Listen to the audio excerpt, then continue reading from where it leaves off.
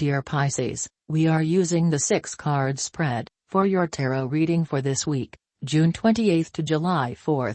The first card of the spread is the Hierophant.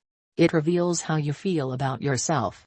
You feel a need for advice or wise counsel, or perhaps spiritual consolation. Someone, or perhaps immediate events, will provide moral and practical guidance. Perhaps you are considering becoming such a tutor, counselor, or spiritual advisor. You desire the tried and tested traditional values, so when considering your options, this approach will prove wiser than adopting an unconventional novel approach. For example, marriage is more likely to be your desire than a living together situation. The second card of the spread is the Tower. It reveals what you want most right now. You're probably looking for an easy solution to a difficult problem. However, in life, turmoil and upheaval often bring about positive change, just not quite as we would like it. Seize this opportunity that is forcing change as a chance for a new beginning. The third card of the spread is Temperance. It reveals your fears. You are afraid that this period of harmony in your relationship or life in general is not going to last. Perhaps you fear that a rival is going to cause conflict, or already has, threatening to upset the peace and tranquility you are enjoying. Any quarrels will be short-lived, so just try and enjoy the moment for what it is.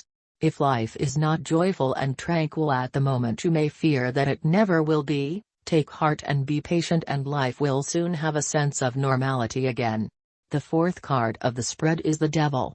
It reveals what is going for you. There's a possibility of permanence here.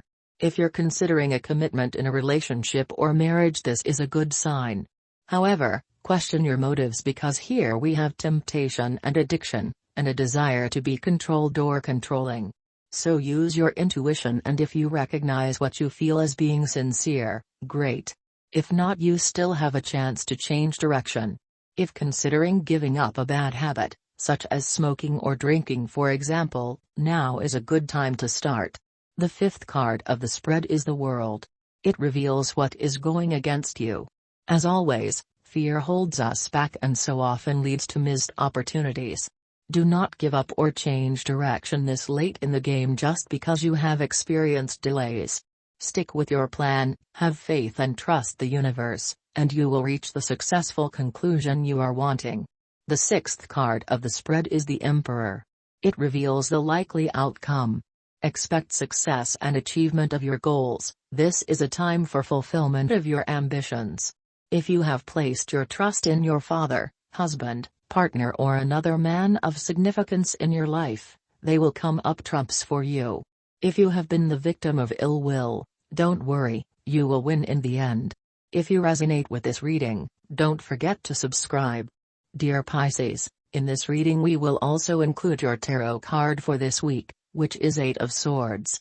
The 8 of Swords is a card showing the presence of obstructions and difficult obstacles. It shows a fear of failure, as well as sheer bad luck. Fears, doubts and uncertainties have riveted you. A powerful factor in your thinking has blocked your choices. 8 of Swords represent exclusions and limitations that you intentionally or unintentionally imposed it.